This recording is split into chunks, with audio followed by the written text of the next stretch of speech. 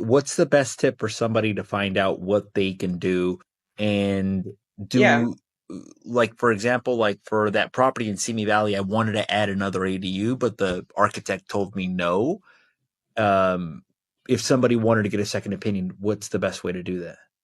Yeah, I think the first step is to really understand the HCD Handbook. So if you look up HCD Handbook. It's free. It's a PDF form that will basically lay out what's allowed and what's not allowed. And then from there, you should reach out to your hyperlocal municipality and figure out like what's feasible in that hyperlocal city. And then once you reference what the city has said versus what the code is saying, then now you have more ammo to then interview other architects because, with us, both of us being realtors, that not all realtors are built the same. And Yeah. it's the same with architects. It's the same with builders. Not every architect understands the code, right?